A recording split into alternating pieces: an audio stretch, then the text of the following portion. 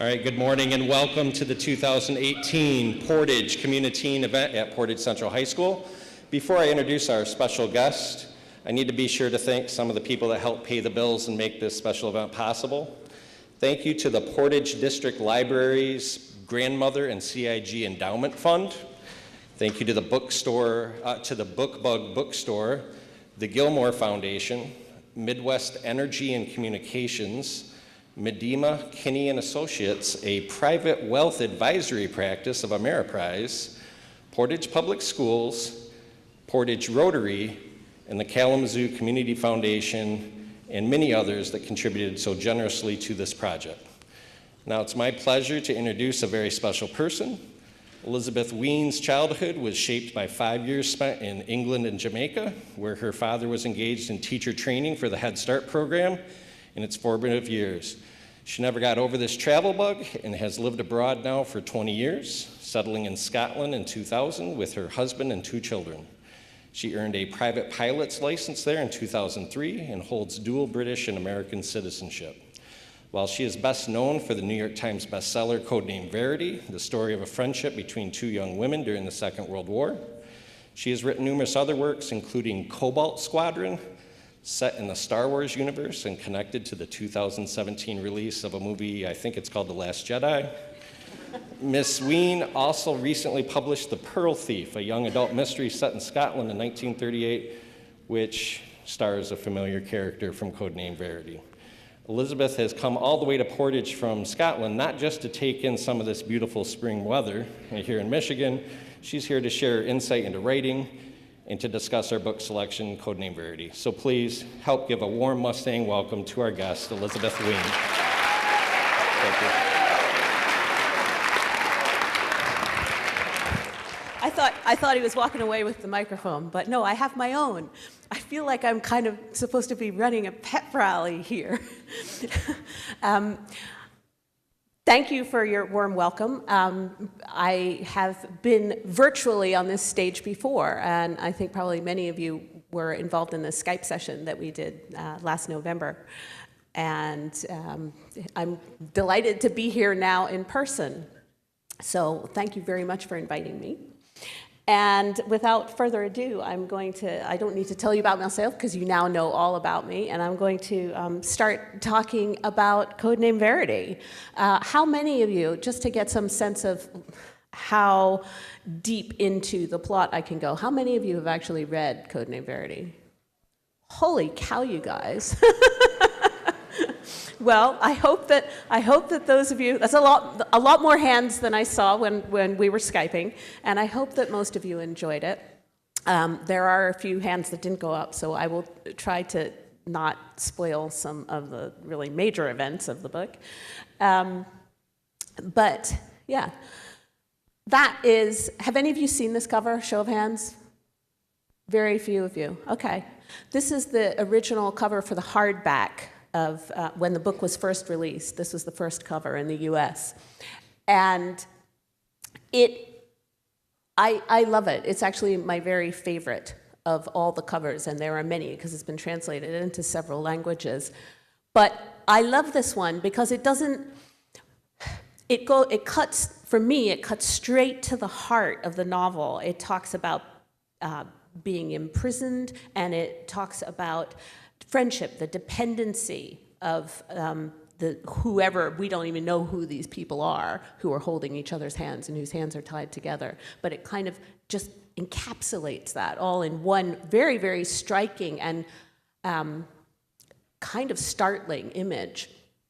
And I don't know if you can see it, but I hope I don't destroy this. I'm trying to, yeah, there we go.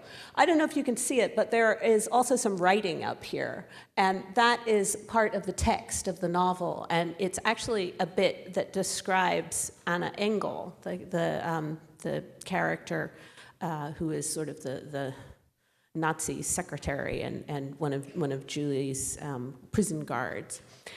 And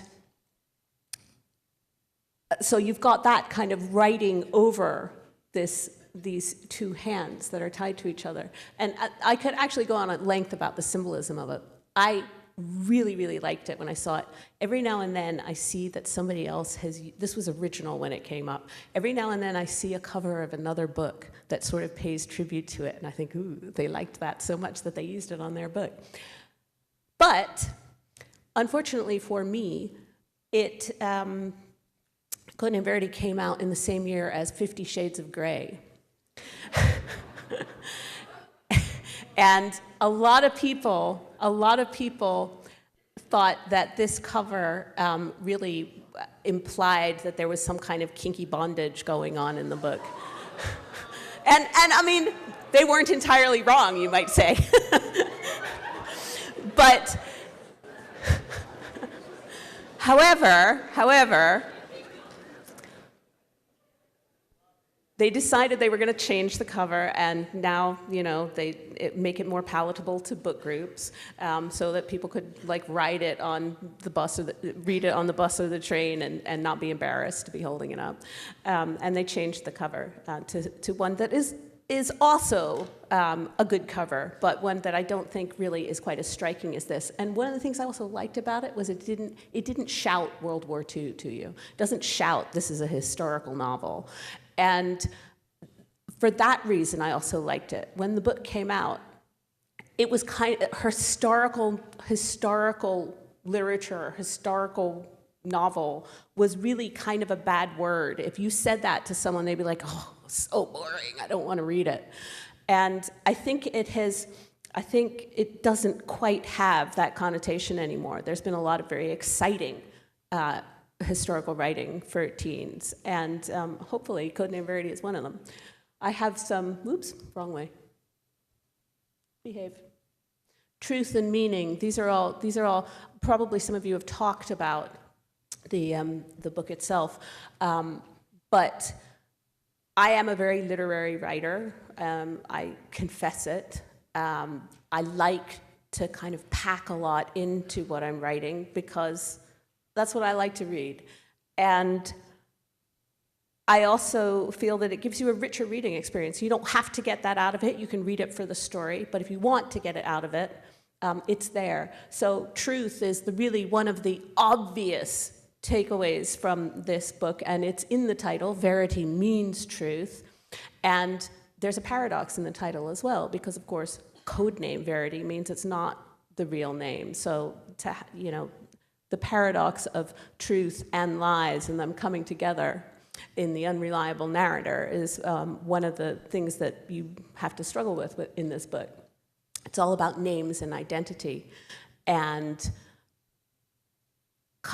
not only coming to grips with your true identity, but learning who you are, growing. And I think that's one of the things that characterizes young adult writing, is that the characters in the book almost always have changed by the end of the book. They've learned something, they've grown.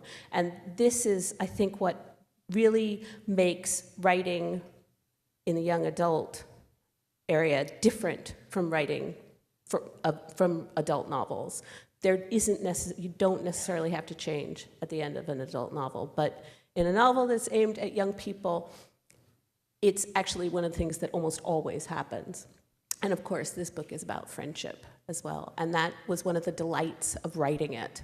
I knew that I had to create the friendship of the two main characters in order to make the climactic moment of the book work. And so I just celebrated all my own friendships and drew on things that had happened between me and my friends when I was writing it. It was a pleasure to write. This is a question I get asked often by audiences: where do you get your ideas?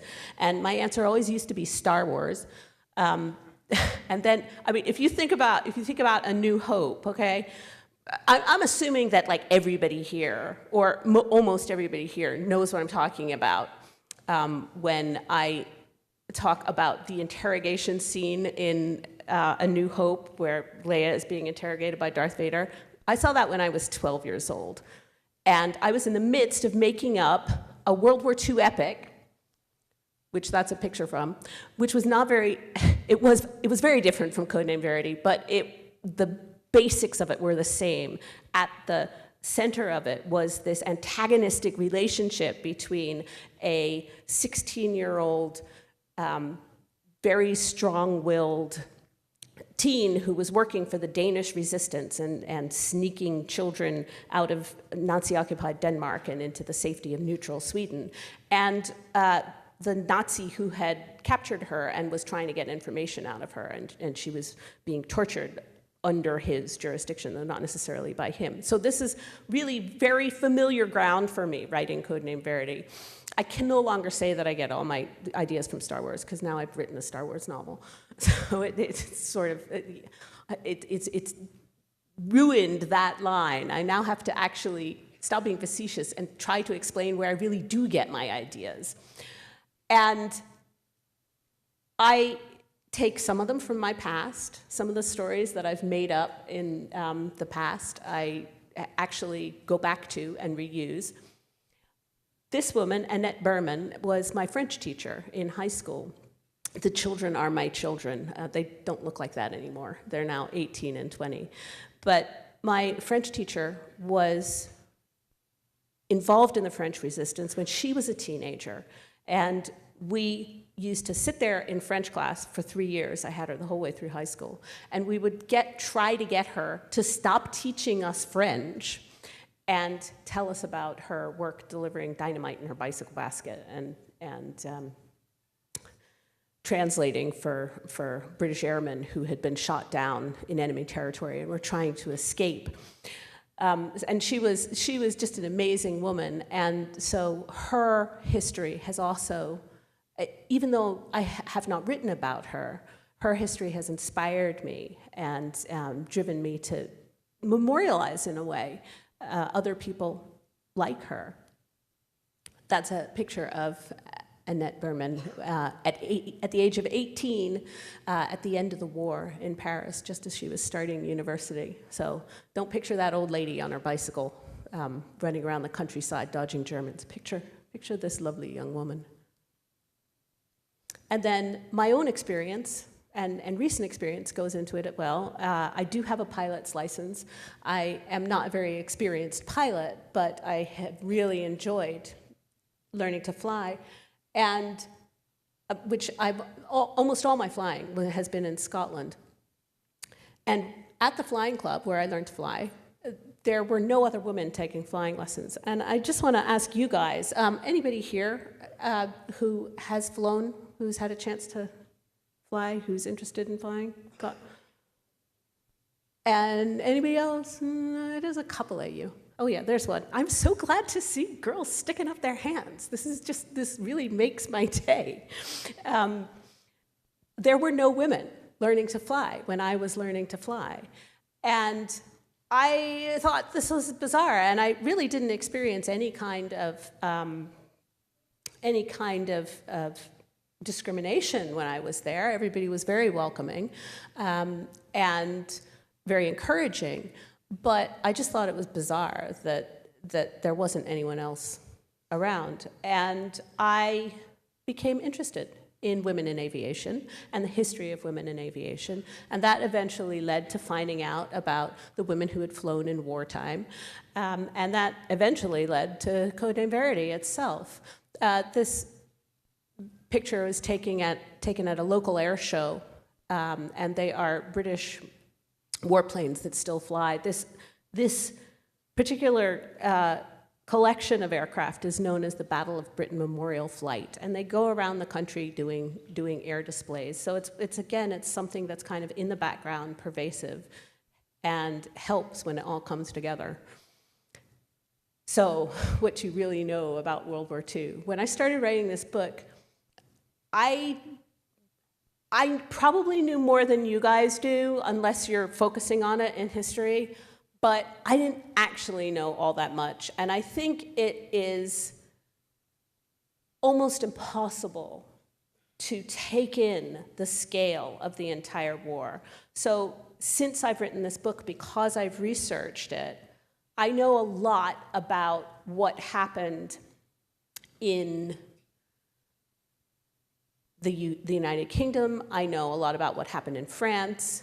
I'm currently doing research for nonfiction about Russian women who flew as combat pilots in World War II. And so now I know quite a bit about the war in the Soviet Union, but I didn't until 3 years ago when I started doing the research for it. And I know nothing about what went on in the Pacific. So I don't actually know that much about the American involvement in World War II, apart from their involvement in the invasion of Normandy.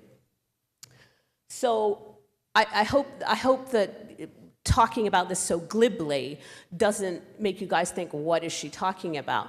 But the example that I have up here in the background is an escape map. And of course, this is one of the little details that I don't realize exist until I start kind of delving into things. I actually have this map with me, and I will get it out. But can you guys see it okay? Because what I would like to, I'll tell you, it is the coast of northern France and Normandy, and a little bit of the United Kingdom. Here it is. It's an original escape map. It's made out of silk. Any ideas why it might be made out of silk rather than paper? Yes?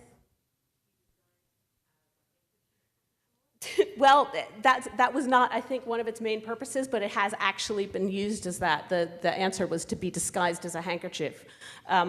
There's a story of a spy who was caught with one of these, as a special operations executive agent, was caught with one of these on her, and she wasn't caught, they didn't find it, but she was standing at a checkpoint and having to show her fake ID, and she thought, what am I going to do with my escape map if they search me? So she tied it in her hair as a scarf, and they didn't notice. So yes, it can be used for that, but there's a more practical reason. Yes?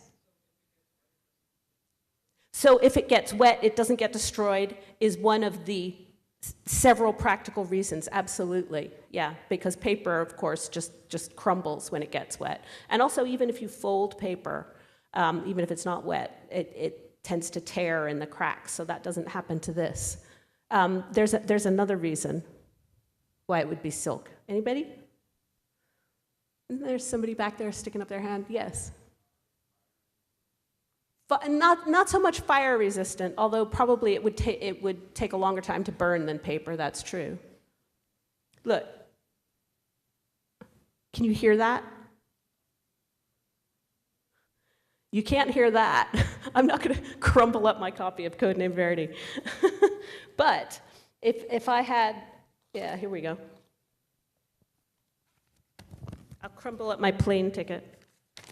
Can you hear this?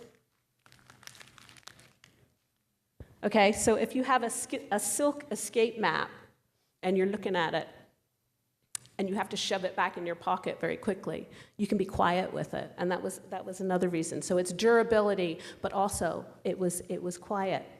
And this is stuff I didn't know until I started. There isn't even one of these in Codename Verity. I just think it's so cool. Do you notice anything else about this map? There's one more thing I want to ask you about. Anything else about this map that strikes anybody? And you can see it behind me as well. See the top of it? This bit is, oh, I use the pointer. That makes more sense. Right, this bit is the south end of Britain. This map has been cut off, completely blanked out right across here, okay? So that blank space is actually just blank space. The rest of Great Britain goes up from there. And rather than tell you, I'm just gonna see if any of you guys can guess why they would do that. Yes? Yeah, exactly. So if the enemy gets hold of it, they wouldn't be able to find their way to London to bomb it using that map. So that's the kind of thing, I keep running into objects like this, and I go, oh, it's so cool, I want to know more about it, and it leads me on to other things. And of course, here's the Air Transport Auxiliary.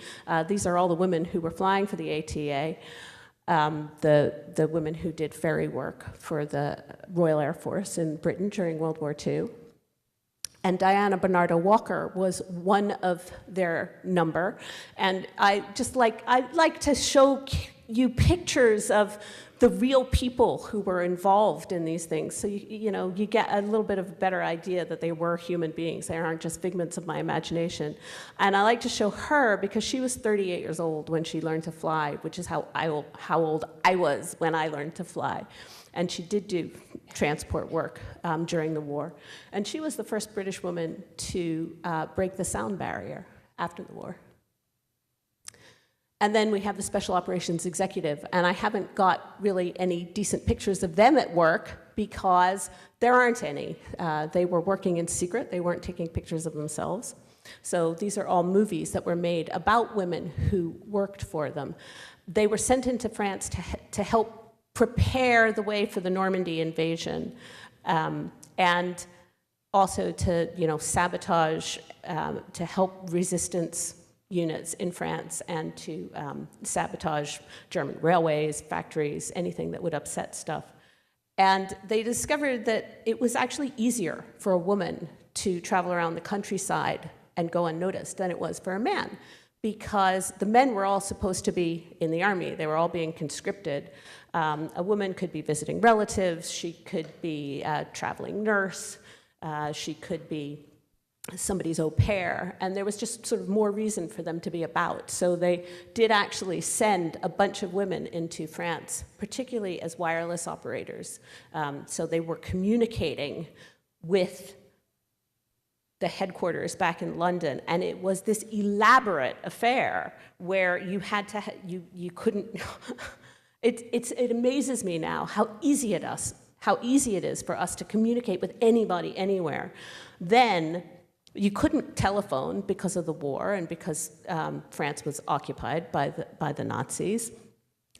So you had to radio, but in order to radio, you had this great big piece of equipment that fit in a box the size of a suitcase.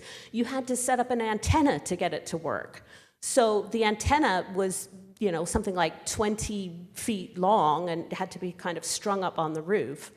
And like today, the radio, when it was sending out signals, could be easily detected by the Germans. And they had these trucks that went round with little radio detectors on top of them, looking for people sending out these signals. You couldn't talk on them. You had to use Morse code, and you had to encode that Morse code in further codes so that if those radio detectors found it, they wouldn't be able to figure out what you were saying. So it was this complicated thing.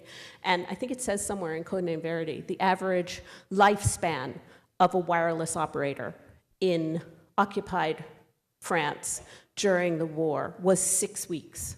That was the average lifespan.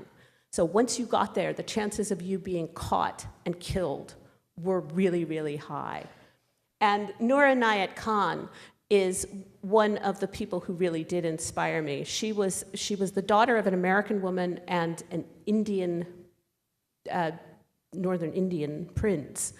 And she was born in Moscow, spoke Russian, French, English, probably something else, probably her father's language as well. And her country, she grew up in Paris, and when France was invaded, her family moved to London. And there, she was discovered as being this fluent French speaker, and so they recruited her as a wireless operator. And she ran her own circuit after everyone else in her unit was betrayed and captured for about 6 weeks, and then she was captured too, and she was tortured and interrogated and sent to the concentration camp at Dachau, where she was shot when she was 30 years old. And she was one of these people who was just, she wasn't a real obvious candidate for doing this kind of work, because she was very soft-spoken, she was quite gentle, she was musical, she wrote children's books, you can still get a hold of them. And she turned out to have an absolute backbone of steel, and she cared very deeply about getting the Nazis out of Europe. But she is also, and I like showing her because not only is she hugely inspiring, but she's the first Asian woman to have a monument erected to her in the City of London. So she's very inspirational. Someday we'll have a movie about her. In the meantime, you have to be satisfied with Codename Verity. And Hugh Verity was one of the young men who flew for the Moon Squadron, and actually wrote a very useful book called "We Landed by Moonlight." And some of the incidents that he talks about with the Lysanders, like when the plane in Codename Verity gets the tail hit and they can't land it. It just keeps wanting to go up. That was something that really happened to one of the aircraft in his squadron. And there you have a picture of an actual Lysander. That's what they look like. They're single-engine planes. This thing underneath it is not a bomb. It is a massive fuel tank to give it a longer range. And these things are just wheel spats. They cover the wheels to make it a bit more aerodynamic. And then the cockpit, you can see up here, the pilot sits right here. It's not very big. And then it could carry, if you squished them in there, up to about 3 people in the back. So that's me admiring this aircraft, getting ready to write Codename Verity. And these are just a few of the ways that these are a few of the places that I go to research. When I'm writing something that's set in the past. Museums and historic sites is a great excuse. If you actually talk to people ahead of time, they're usually really, really happy to share their knowledge. And if you get somebody to write you a recommendation, you can usually get into the storage areas or get somebody to bring out a tray that holds all the old wireless equipment or something. People are very, very anxious to share their knowledge with you. So museums and historic sites, talk to people there. They're useful places for information. Libraries and archives, obviously. And you guys are extraordinarily lucky in your library system, not only in the Portage area, but also in your schools. I really can't emphasize enough how you probably take it for granted, and your school libraries here are like twice as large as our county library, our county public library. So you are very, very lucky. And going places. I always feel like location is kind of another character in my book. So the town of Stockport, where Maddie is from, I used to live there. That's why Maddie's from there, because it's a town that I know and I'm familiar with and I can write about convincingly. I also went to visit, here are planes from a couple of the museums that I visited. I included all these pictures of planes because I know that you have a great air museum here as well, the Air Zoo. These are the 2 different collections. But I also went to France to visit sort of the site of my made-up French city, which is Ormaille. It's kind of based on Poitiers. And this is a general scene around the area of Poitiers. That's what the countryside would look like in that part of France. There's the bridge in Poitiers. Again, that this isn't, Ormaille in Codename Verity is not a real place, but I had this real place in mind when I was writing. And then these pictures, right, are, whoops, go back. These pictures are drawings that I did when I was making up that epic story about the resistance girl who was rescuing Jewish children in Denmark. And see her little outfit here. She's got the orange sweater and the gray skirt and the gray paisley scarf. Well, when I started writing Codename Verity, I thought that as an inside joke to myself, I was going to dress my viewpoint character, Julie, in the same outfit that my viewpoint character had been dressed in for this story that I made up when I was 12. And it was just a joke to myself. But I did it. Here are a couple of more scenes that I have kind of used. This is actually very close to where I live. Elko Castle is about 5 miles away from me. And being familiar with this kind of area is something that I really used a lot in writing this book and making up a Scottish character. This is the house, the actual house that I based Maddie's house on, which is a house in Stockport that a friend of mine lives in. And these are the pilot's notes that the actual pilot's notes that Maddie writes her half of the story in, and I've got them here too. This is a facsimile edition. It's not the real thing, but it's meant to imitate the real thing. And so it would be a little book like this, and you could they're kind of index card sized, and you could take these out, so you didn't have to carry the whole book with you. You could just carry one page if you were flying a new plane that you were unfamiliar with, and it just tells you the flight characteristics of that plane. And try to be a little bit tidy here. We'll skip the gas mask bag. This is, somebody asked me earlier what my most unusual primary sources were, and I said eBay. And as a matter of fact, this picture here is actually off eBay. I was hunting for things like prescription forms, looking up on the internet to find out how you would have written a French prescription form, because they are something that Julie ends up writing on in the late 1930s in France. And I discovered that you used to buy pen nibs. This is the nib for an ink pen, which you would have used when you were learning to write, when you were working in school. You would have had to change these in the end of your pen and then dip it in this bottle of ink. And apparently, school nurses, and I don't know how universal this was, but in Germany, the school nurse would actually use these, because they're very sharp, would use them to do a blood test for you. Just nick your finger with one of these ink pens. And of course, because they're designed to draw up ink, they would draw up blood as well. So I used that little nugget of information I actually used in Name Verity as well.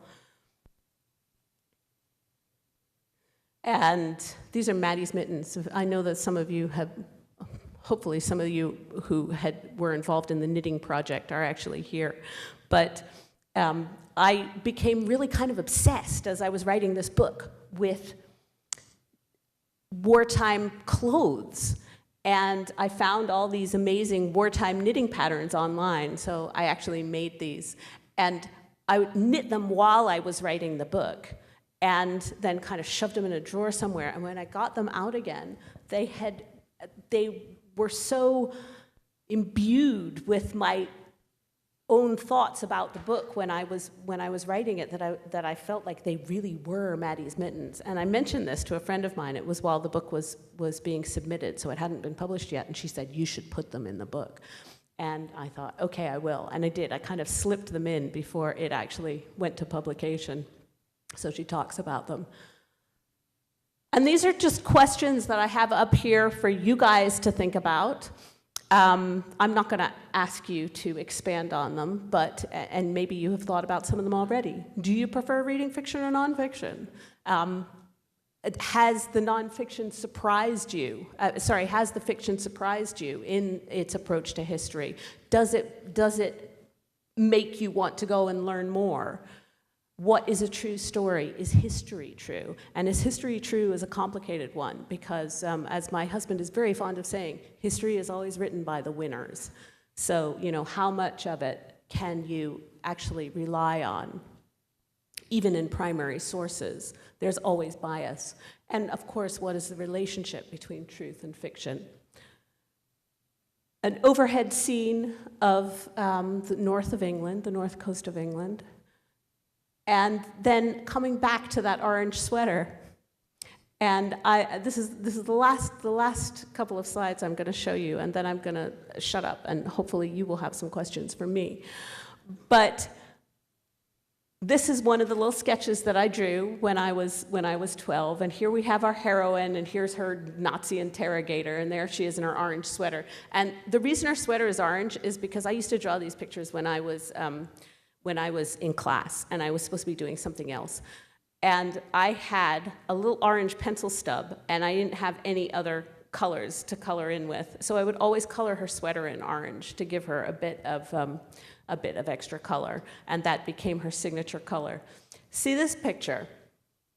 it's almost sort of identical in the confrontation that's going on. So there's the orange sweater, and here's the Nazi in uniform. This is a picture I drew when I was 12. This is a piece of fan art that somebody drew after reading Codename Verity and posted on the internet. And my mind is kind of blown by how I've managed to drag my own weird 12-year-old personal obsessions into the public eye, so that now we get this little character, made-up character, turned into all kinds of people doing their own versions of it without realizing even that that's what they're doing. And I love it that I have inspired that creativity, and I have seen some of the artwork that you guys have done that are also inspired by Codename Verity, and that too has blown my mind. I'm so pleased that I'm able to pass on that interest and excitement, and I hope that if you've read the book and you've enjoyed it, it will drive you to learn further and to be able to, create your own either works of fiction, or to inspire you to learn to fly, or to learn more about women's rights or wartime or anything. So, I don't think of this book as something that is there to just sit there. I hope it actually inspires you to expand your own interests as well. So that's all that I'm going to inflict on you, but I would love it if some of you have some questions for me. Do we have a roaming microphone here, or are we just going to shout? We do. There is a roaming microphone. I hope we can be kind of efficient about it. So tell you what, let's do. The mic's on this side. Let's start here and ask. We've got 10 minutes. Let's work our way across, okay? So can we have questions from this side first? Hi, so during the teleconference back in November, you mentioned that you wanted to write a story about a coward, and Julie's first line in the story is, "I'm a coward." Yes. But I think by the end of the book, we know that she's not really a coward. So I wanted to know, did you end up writing a coward into your story, and who that would be? Do you know, I failed to create a coward. What happened was, did I say in the teleconference what had inspired me? That I had read this, I read a book called The Guernsey Literary and Potato Peel Pie Society. Did I mention that? You can't remember, or I don't know, maybe I did, maybe I didn't. I'll say it again. I read this book, which was about World War II in Guernsey, and it's by Marianne Sheffer. And there was a character in it who was one of these larger-than-life characters who was so good and so brave and so inspiring that I just kind of flapped this book down in frustration, going, why are we given these characters that we can never hope to be like? Because, and I said this yesterday at Northern, that I think one of the reasons we like reading exciting books is because we imagine ourselves to be that character. We want to be like that person. We want to be brave. We want to be strong. We want to be clever. And we want to, sort of make everything come out right in the end. So they're inspiring to us. And yet, at the same time, there's no way we're ever going to be as strong and clever and brave as they are. And it's true of all. I mean, I had 5 published books before I wrote Codename Verity, and all my characters were like that too. And I thought, this is so unfair to the reading audience. Someone should write a book about a coward. This was my inspirational moment. That someone should write a book about a coward, and it should be someone who's caved under pressure and is now just coughing up everything they know. And I thought, right, I'm going to do that. I bet it'll be good. And I set out to do that, and I failed miserably. and I think that the reason that first section, Julie's section, is so convincing is because it really wasn't until I was about 2/3 of the way into it that I started to realize that she was not telling the truth. And I wrote it in all honesty, that the first maybe 150 pages, thinking that she was a coward. And I think that's why it feels as convincing as it is. So no, I would say that I completely failed in that goal. But it's okay, because she's such a great character. So once again, we have a character we can't hope to be like, but hopefully there are some other characters in there that we, can aspire to as well. Can we get another question? Here's one. What was the target audience for your book, and do you feel like the purpose of your book is reaching that audience as you intended?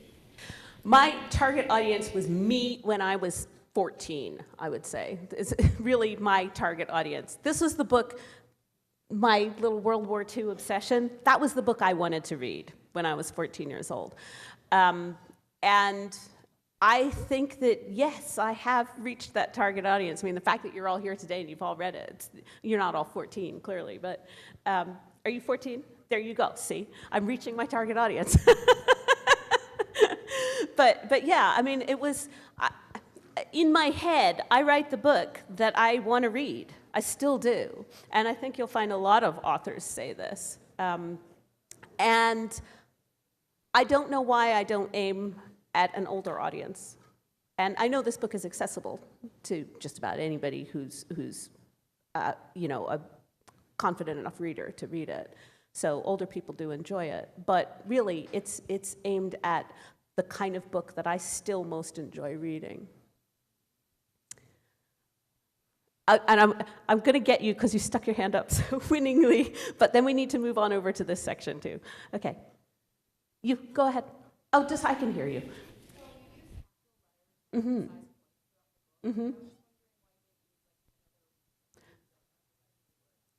The question was, why did I use capitals and not another means of emphasizing the words? And do you know, the honest answer is that I wrote this all out longhand, because I usually do write fiction longhand before I type it up.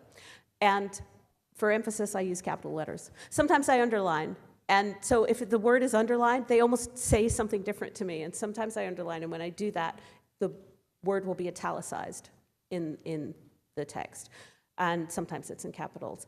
And this is, I've been accused of, I've had people say, all caps is not something that people used for emphasis before the internet, and that is just baloney. So it really is baloney. Dorothy Sayers, publishing her books in 1935, uses all caps.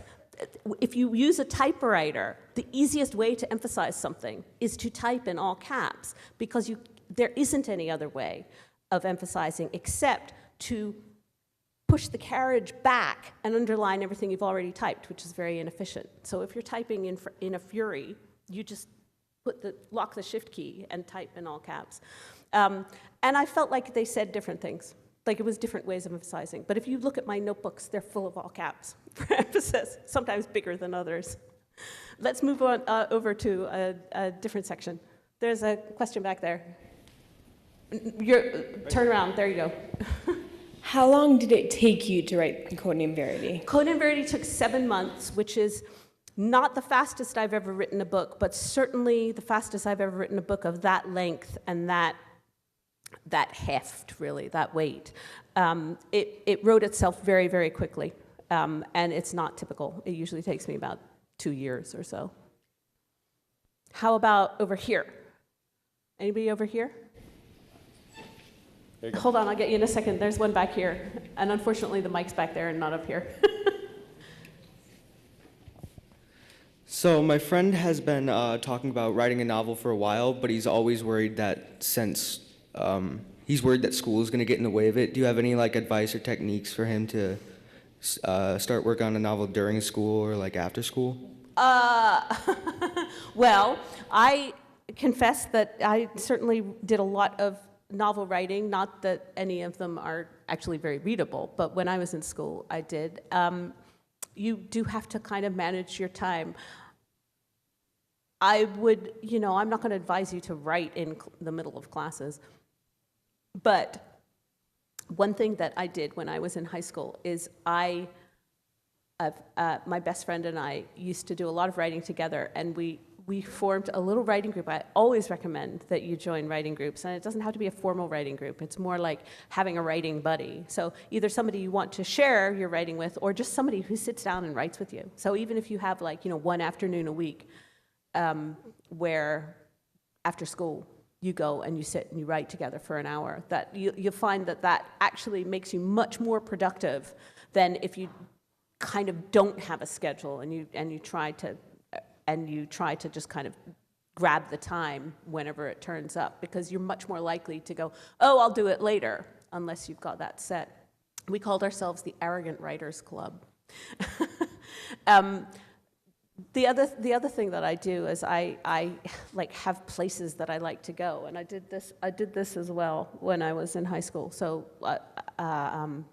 there was a local mall that had kind of a food court, and you could go and sit there and get some work done for an hour. So having someone to share it with, having a regular time when you do it, and having a place that's set aside that you're not using for other things, I think also helps. I've got a list, and I forgot to say this yesterday to the kids at Northern, but on my website there is a resources section, and in that is a list of online resources for teens. So writing sites, places where they'll publish your work, places where you can get advice. So recommend that you take a look at that. There's lots of things available to you guys now that were not available to me as a teen writer. But you do have to be disciplined, and there's just no way to get around that. What was your question? What